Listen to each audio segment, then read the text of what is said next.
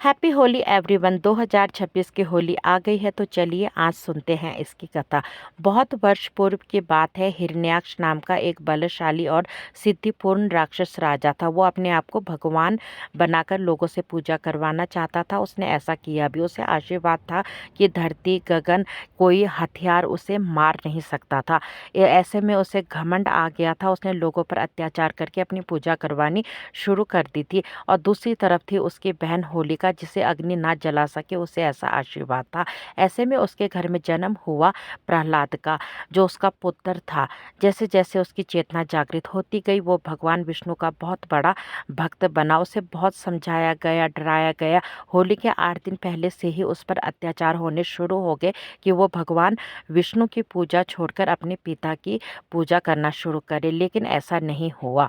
तो 8वें दिन हार मान के हिरण्याक्ष और होलिका ने मिलकर आपस में योजना बनाई कि प्रहलाद को अग्नि की चिता में लेके होलिका बैठ जाएगी और उसे जला के मार देगी, क्योंकि होलिका को विश्वास था कि अग्नि उसे जला नहीं पाएगी, क्योंकि उसे वरदान है अग्नि से ना जल पाने का। यही इनके सर्वनाश का कारण बना।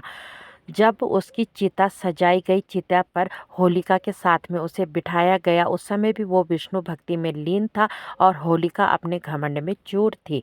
इस समय में हुआ ऐसा कि भगवान विष्णु ने अपने भक्त को बचाने के लिए अग्नि को भी शांत कर दिया, और अग्नि से भक्त प्रहलाद बिल्कुल साफ होकर बाहर निकल आए। उनके शरीर पर एक खरोंच भी नहीं थी।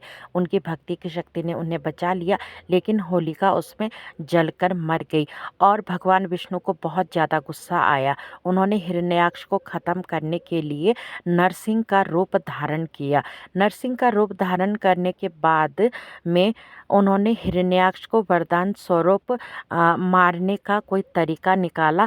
वरदान स्वरूप उसे मारने का बस एक ही तरीका था। उन्होंने नरसिंह का अवतार लिया। ना ही तो वो जानवर थे, ना ही वो इंसान थे, ना ही वो देव थे। धरती आकाश कहीं पर भी उसे नहीं मारा जा सकता था। उन्होंने नरसिंह का अवतार लिया, जो ना ही तो मानव थे, ना ही तो दानव थे, ना ही तो जानवर थे। उन्होंने अपनी जंघा पर बिठाकर उसकी छाती को चीर कर उसे मार डाला। तो इस दिन को सेलिब्रेट वृंदावन में भी बहुत अच्छे तरीके से किया गया था। श्री कृष्ण जी और राधा रानी ने बहुत धूमधाम से, सभी देवी देवताओं ने भी होली खेली थी। और उसी दिन से इस दिन होली का दहन किया जाता है, और होली का त्यौहार बहुत ही हर्षोल्लास से मनाया जाता है।